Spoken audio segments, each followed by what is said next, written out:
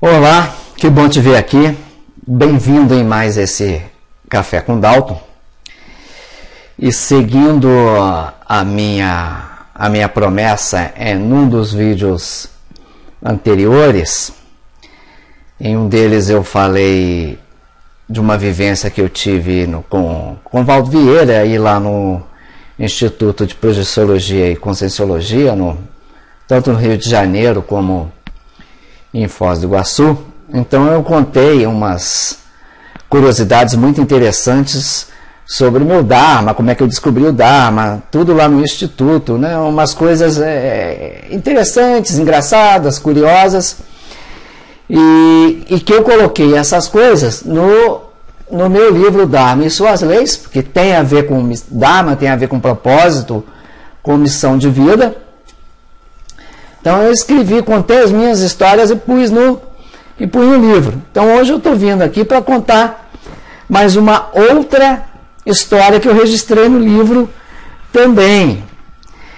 Então eu tenho que ter cuidado quando eu trato disso, porque é uma história muito ímpar, muito curiosa. Então eu tenho que ter cuidado, que eu não sei como é que as pessoas podem receber isso, porque é muito incomum. E nessa história entra o meu pai, que foi o meu iniciador em parapsicologia, já com 12 anos, 13, 14 anos, né? Foi o meu iniciador em parapsicologia. Naquela época, o meu pai era fã do Padre Quevedo, lia os livros do Padre Quevedo, depois me dava os livros, eu lia também, já adolescente, pré-adolescente, eu já lia tudo, já devorava tudo. Aí meu pai também era hipnólogo, era médico e usava hipnose clínica. Ele era dentista também, usava hipnose para ajudar a anestesiar, tirar o medo anestesiar e para tirar o medo da agulha da anestesia no paciente. Ele me ensinava também, comprava livro de hipnose, me dava o livro, eu devorava todos esses livros. Alguns desses livros eu, quando me mudei para Curitiba, trouxe para cá, mas eu descartei, eu doei muitos livros aí há uns 5, 10 anos atrás, né, para liberar espaço na biblioteca, e eu já não tinha mais gosto por ele, porque é o que eu digo para a Andréia, né? Eu não sou leitor de livro, eu sou um pesquisador. Então, você tem que ter o livro na estante. Você lê o livro 3 vezes, 5 vezes, mas você tem que ter ele na estante. Porque você precisa de consultar o livro de novo, fazer uma citação, né? Montar uma bibliografia. Pesquisador é assim. E não pode ter dó de rabiscar o livro também, passar o canetão em cima dele, né? Então, o leitor é uma coisa, o pesquisador é outra, né? Então, esse outro caso que eu conto aqui no livro, o Dharma e Suas Leis, então entra o meu pai, entra eu, né? Entra esse caso, né? Ele era o adorador do Padre Quevedo, né? Imagina. E o pai me conta, eu conto um caso aqui, que o pai me contou também. Ele tinha um mestre secreto, né?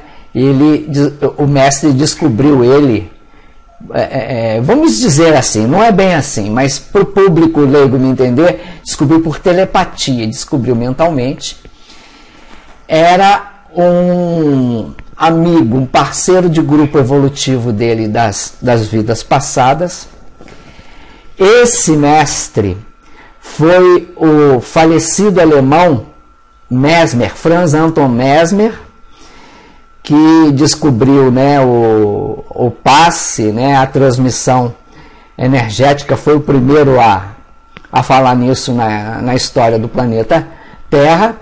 E o meu pai faz parte do grupo Karma desse Mesmer, né, lá daquelas eras antigas, tá? Então Mesmer desencarnou, evidentemente, o meu pai também, naquelas vidas antigas, e Mesmer estava reencarnado aqui, né? E encontrou o pai ali em Barra Mansa, no estado do Rio. Quer dizer, né? Aí ele não revelou o nome dele, da identidade, para o pai. ele mesmo se falou, não, eu sou o Mesmer. No caso, esse Mesmer, ele era médico também, dentista também. Olha só a coincidência, grupo kármico aí. Meu pai também era médico e dentista, né? E o pai não sabia o nome dele, né? Descobriu ele mentalmente. Isso começou por um intermediário, uma família que era amiga do pai, lá no estado do Rio, que o pai clinicava, né, medicina e odontologia lá em...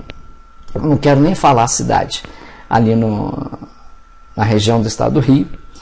E depois ele começou a falar com esse mestre só por telefone, ele nunca conheceu esse mestre pessoalmente. E depois ele conversava com o mestre telepaticamente.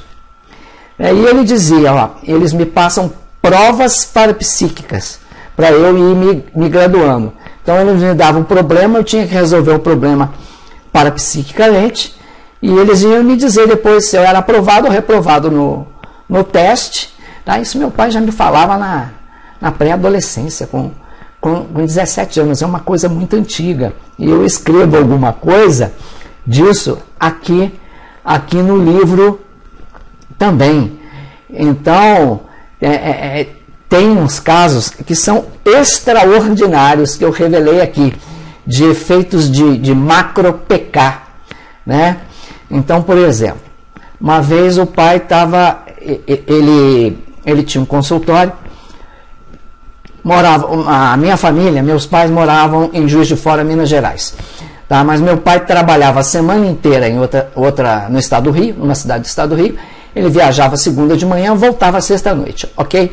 Então, ele tinha um consultório médico odontológico que tinha um quarto anexo e ele ficava no próprio consultório. Tinha banheiro, chuveiro, ele tomava banho ali, comia ali, clinicava ali.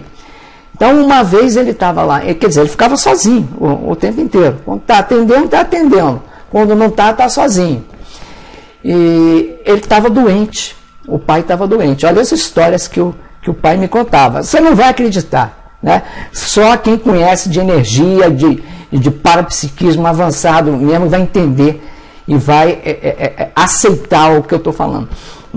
Isso que eu vou contar agora no vídeo eu não escrevi no livro não, mas eu vou contar aqui porque é o mais razoável. Ainda tem coisa que é mais incrível ainda do que isso. O pai estava sozinho, estava com febre, estava doente lá, nem sei se era febre, faz muitos anos, eu não me recordo mais. Então esse Dr. Mesmer percebeu a distância, que o pai estava doente, materializou os remédios para ele lá. Então, e o pai ainda me falou, ele materializou os remédios, provavelmente ele transportou energeticamente os remédios de uma farmácia qualquer, mais próxima, os medicamentos para a mesa no meu consultório, ainda fez aparecer o dinheiro dentro do caixa da farmácia, por causa do processo da cosmoética. Então, isso é o ambiente que eu nasci e fui criado. Tá?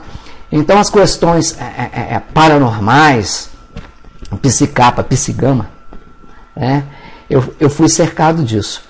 O pai teve uma vez, meu pai ele ia de carro, né, para essa cidade, conforme eu falei, ele ia segunda de manhã e voltava sexta noite. E o pai era sem juízo, ele era corredor, ele tinha um Fusquinha naquela época, eu me lembro do Fusquinha, e o pai sofreu um acidente, né? Então chegou a sexta noite, ele não voltou para casa, não sei o que aconteceu lá. Depois eu me lembro que o carro foi rebocado, eu vi o carro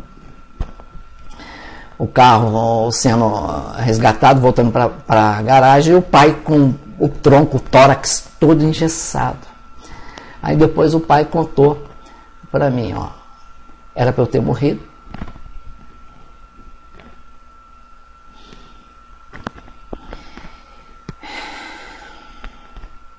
E o Dr. Mesmer salvou minha vida à distância.